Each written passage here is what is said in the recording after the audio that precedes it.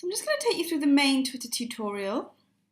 As you see on the community, there are a number of other shorter videos, but this is really the main one that Hackney Social put together, and we'll refer to other shorter video tutorials throughout, rather than embedding the other tutorials in here, because I think it just sort of depends on how much you know about Twitter. So there are some of the more kind of basic videos that you can refer back to if you're not sure. But if you've already got a Twitter account, we didn't want to have to make you sit through some of that already.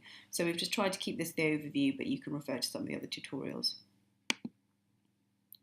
So the really basic stuff, if you're not sure, is that essentially it's a social network that sees you sending tweets that are only 140 characters, so you have to keep it really short and really snappy. And anyone can set up an account, and there's individuals, organisations, businesses all have accounts. And if you're completely new to Twitter, our video tutorial T1 takes you through the dashboard and some of the really basic functionality of Twitter, how to do things like tweet and reply, etc. Or there's another video that we've popped up there from YouTube, which actually takes you through how to sign up if you don't already have an account. So just refer back to those if you're really new to Twitter. If not, let's just keep going. So why is Twitter so great? Well, it's really amazing because you can promote loads of content, and people really understand that side of Twitter. They think about celebrities sharing lots of information about their lives. And you can do it really quickly and easily because it's only 140 characters. But I think what people really miss about Twitter is the learn and the engage elements. So you might think, well, how can you learn from Twitter? But because you follow lots of people with similar interests to you, they're sharing great content. It's a way of really funneling all of the content on the internet into particular categories of your interest. So it's a bit like a personalised internet filter. And it's amazing how much stuff you can actually learn from Twitter. And it also enables really great conversations. So actually, people really miss out on the fact that you can actually have conversations on Twitter. It's not just about one-way promotion, it's really about two-way engagement. So here's just a couple of examples of what we mean by the promotional content, so sharing of content from the Hackney Social account. We've just let everyone know that the Girls Network won Teach First Innovation Award. We particularly like that because we're all about women. We also shared Ray Roll's menu that they had Go and Spice duck on the menu, a really nice curry, and we shared that because we're all about food. We also shared 10 top tips for boardroom success for women. Yeah, there's just because we've set up our own business, so we're just really interested in that and feminism in general. So that's just an example of how we've shared content that is relevant to our brand. And then there's just a couple of examples of how we've learned some things that are relevant to our brand, things that we're just really interested in. Is that there's a gallery opening in Hackney Done Studios, which we wouldn't have found out about if we weren't on Twitter. We wouldn't have found out that Embassy East were doing this cocktail night. We actually found out about the Teach First thing on Twitter. So actually, Hackney Social are learning lots of things, and you'll learn lots of things too, and it's brilliant. This is a conversation that happened between Katie and Steve. So this is quite a personal conversation. They're just sort of chatting to each other. I don't know if they know each other offline. Sometimes you just have conversations lots and lots with one person and you've never met them before, and then it's really nice when you do actually go on to meet them. But that's just an example of how you can have a conversation. And then this is an example of how you can get involved in conversations as a business. So essentially, London Pop-Ups just mentioned that Copper were open Thursday to Saturday. They're a really amazing, delicious rooftop pop-up. And actually, they're only open Friday to Sunday. So they sort of got involved in that and started a conversation with London Pop-Up so that they rectified that mistake. Because obviously that's quite important for their brand. People don't turn up on a Thursday and they're not open. It's likely they would have blamed Copper rather than blaming London Pop-Ups. And then Tim Anderson, he was off to Cornwall. But then this business has just bigged up Warren's Butchers and said, if you're off, pop in. If you're off to Cornwall, pop into this Butchers. They probably know someone at that Butchers. So they're sharing that. It's the kind of thing that Hackney Social would do. So why is it so great for businesses? Well, the promotion element means that you can share product information, and you can do that with really targeted. You can really target your customer base, and we'll show you a little bit about that in a minute. We'll give you an example of what we mean by that. And then the learn element means that you can actually then find out what your customers are interested in, which is brilliant, and you can actually then engage them, which means you create brand loyalty, and you can do things like conduct market research and have conversations with them about the things they like, test out kind of recipe ideas. What would you like on the menu? Which of these sound better to you? So actually, it's just really useful for all three of those if you're a business. That's why there are so many businesses on Twitter. So what do we mean by targeting customers? So by following the right people, you can target your customer base. So in the food world, you would follow other food startups, and that means you would reach those already interested in food. You might follow food press. You would also reach people interested in food. And then if you followed local businesses, that means you would target people in your local area. So as you can see, you can start to really hone in and be quite smart about finding people that are likely to be your target customer. Then you can really easily create a buzz about your food.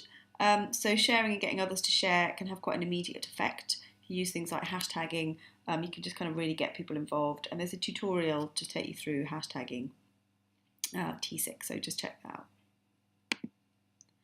It's also the best platform for having conversations because it's really immediate. So it feels like a conversation. On Facebook, someone can reply to you 3 days later and you're over it by then, quite frankly. But with Twitter, it's really immediate and it feels like you're in a room having a conversation with someone. So it's the best platform for having conversations, really. And if you're unsure about how to actually kind of get involved in conversations, just watch video tutorial T4, and that'll just talk you through some of the basics. So the basic recipe for Twitter: 4 cups great content, 3 cups conversation, 2 cups product promotion. So make sure you're sharing really useful, valuable content of relevance to your followers. Then make sure you're having lots and lots of conversations with them and you're being really engaging.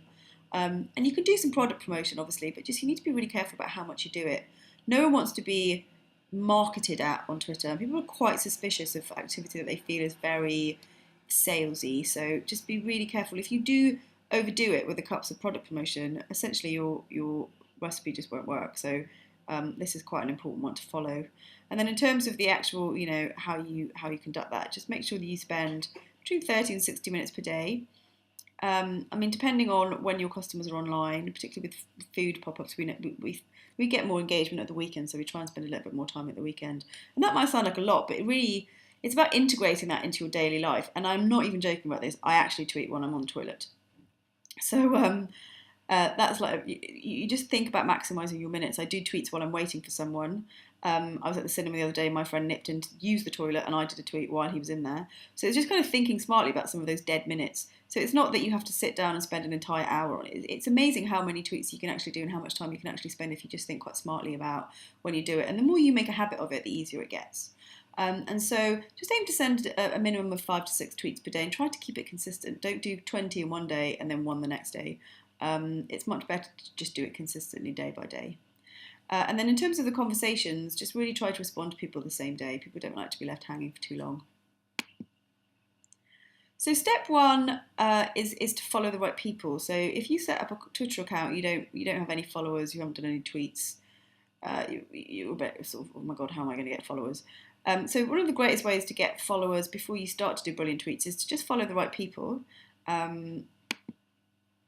And then in the kind of food space, what we mean by that is that you would follow food types. So you'd follow cafes, restaurants, food markets, pop-ups, any supportive organisations in the space, sort of industry type organisations.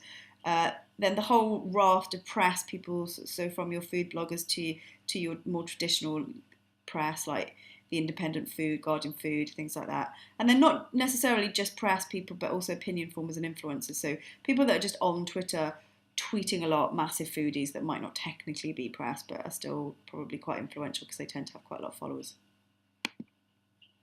And we've done a short video tutorial just to take you through the basics of how you might actually do that in case you're not sure. So just do a quick search in the Twitter community for T2.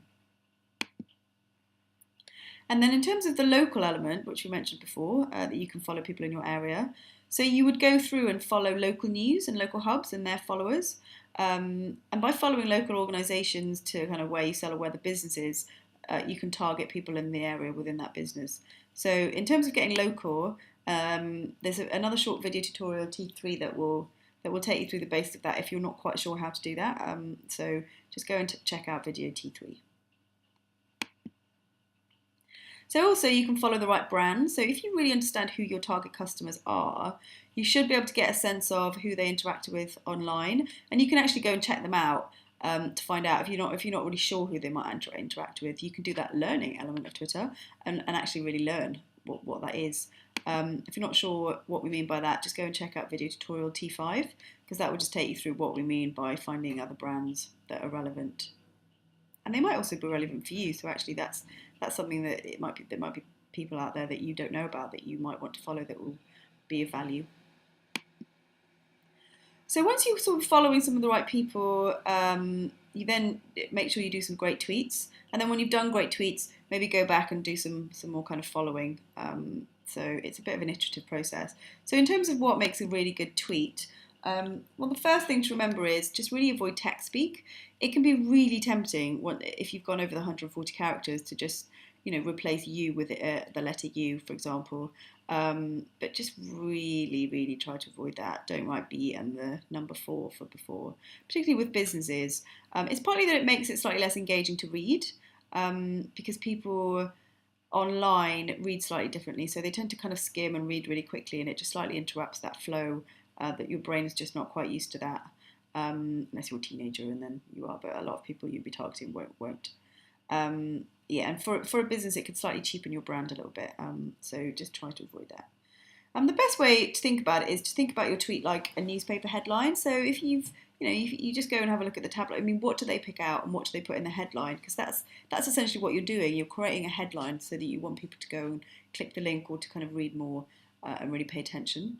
And then avoid too many at mentions and hashtags in one tweet, because again, the at mentions and the hashtags just break up the text, make it a bit more tricky to read, make it slightly less engaging. I mean, obviously they also make it longer and it's more difficult to kind of put the actual text in there.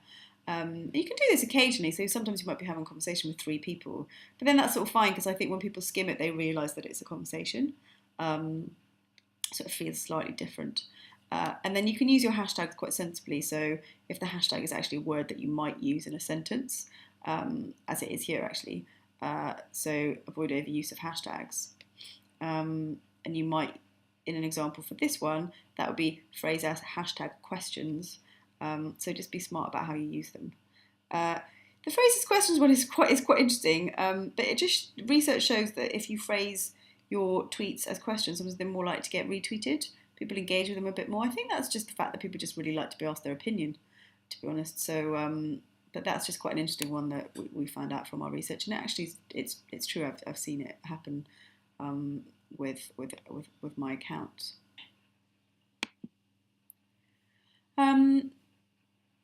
Another one to remember is just avoid straightforward retweets. They just look a bit lazy, particularly if you do too many of them. It's almost like you're not really adding any value, you're just retweeting other people's tweets. You can do them occasionally, obviously, but just try not to do them too much. And if you've got something that you think, I'd really want to retweet that, just press quote rather than retweet, and then you can just put your own little spin on it, maybe change the way that it's written slightly. So you're still sharing the content, but you're giving it your own spin. So you're adding more value than just a straightforward retweet. Then promoting great web content is one of the key things about Twitter. If you do promote some great web content that you've seen, just make sure that you include the link. There's nothing more annoying than someone saying, I saw this thing on Twitter Independent, this is brilliant, it's great, everyone should read it, and then there's no link. So you're like, well, I'm not going to then go out of Twitter, search for it online. You want the link in there, because otherwise you're just not going to check it out, and it's just a bit frustrating. Use really friendly language, us, you, yours, we. Particularly if it's a business, we rather than I. Just be kind of careful. I always have to go and check that I haven't written I in the Hackney Social rather than we. They could get really annoyed if I was constantly writing I, because it's both of us that run it. We're a business and there's more than one of us. So, and also just the friendly language just really starts to just kind of build relationships. And an extension of that is the kind of personality element. So try and bring a bit of your personality in. Definitely don't be afraid of bringing in your personality, and particularly kind of think about the brand personality. So before you take over a Twitter account for a business, we will do a session with you on what the brand personality is. So who are they offline and what does that mean for them online? What kind of tone are they looking for? So Hackney Social, we're quite cheeky, we're quite funny, probably more so than either one of us are offline. Not funny, I'm hilarious. But it's just that's the thing we're talking about. So some brands might not want to be quite so cheeky. They might be a bit more serious. But don't worry, we'll go through that. But definitely bring in your personality. And in our experience, most brands are quite happy to be quite funny and a little bit cheeky, because that's really what people want. They want to have fun. And I think it needs to feel quite fun when you're on Twitter. No one wants it to kind of be some drudgery. That's not why people are on there. This is just quite an interesting thing that we pulled out from Roy Peter Clarke, who wrote a whole book on how to write short, slightly ironic. So this is a line that he's pulled from King Lear that was written by Shakespeare. And the line that he's used in King Lear is, "The Queen, my lord, is dead." And that's just quite an interesting way that he structured that sentence, because he could have said, "The Queen is dead, my lord." And he could have said, "My lord, the Queen is dead." But if you read, "The Queen, my lord, is dead," and then "The Queen is dead, my lord," you can see that there's just more drama in "The Queen, my lord, is dead." The Queen, the subject, is at the beginning, but the real tension is that they're building up to is dead is at the end. So that's just really interesting. We're not expecting it to be Shakespeare, but I just think there's something quite interesting in those three examples. And just have a think about those, and think about that when you're kind of doing your tweets. Because I just thought that was just quite an interesting example that Roy has put in. So once you've got those two things in place, you really want to start building a following. So people are like, how do I build a following? I'm doing some tweets and I'm following some people. How do I get people to really follow me and really engage with me? So if you're following relevant organisations, that's going to be really helpful, because you're going to be following people that have some form of interest in what you're likely to be tweeting about. So a lot of it is about relevance. Don't follow completely irrelevant organisations, because they're not going to be interested in what you're saying. Make sure that you post regularly, as we've said. Don't do 21 day and then no tweets for a couple of days. Just make it really regular, and be fun and be positive, as we've said. I cannot emphasise that enough. Don't be negative in tone. I really dislike people that are quite negative on Twitter. I think it's just really nice to be like upbeat and positive. And then start and get involved in conversations. And then be gracious. You don't have to thank every single person that follows you, but where you think it's needed, just send out some thanks and just be really gracious and kind. Get involved in hashtags, whether they're events or topics that are happening. There might be like awareness days, for example. Ribstop was an event that was running in Hackney that lots and lots of people got involved in. Hackney Social created our own. We had a burger battles competition of who did the best burgers, so we created a hashtag burger battles. We had the same thing for kind of brunch, who did the best eggs, so we created a hashtag egg wars. And that was actually competition, so you can actually run competitions, and we've seen other people run competitions, sort of 2-for-1s and things. And then always add value. So as we've said, if you avoid too much direct marketing, then you should be okay. But the minute you start to feel like really salesy, then that's just not ideal. Be a trusted source. So if you're not marketing too directly, you're constantly adding value, you're being really engaging, people will see you as a trusted source. So if you were a cafe or restaurant, you could big up other cafes or restaurants, and people would see that you're in it much more than your own selfless, shameless promotion. And then you can ask for retweets, but just do it sparingly and when it matters. So Hackney Social asked for a retweet because we were trying to get people to fill in a digital mum survey, and it was really important that we got the numbers in. Wanted to find out from as many mums as possible. So we asked for some retweets, but we very rarely do it. So just, do it when it matters. So there's just some tweets that we've pulled in from Twitter here, which just show some examples of some tweets, basically. So we've tried to make them quite food related, so you can they're more easy to compare to one another.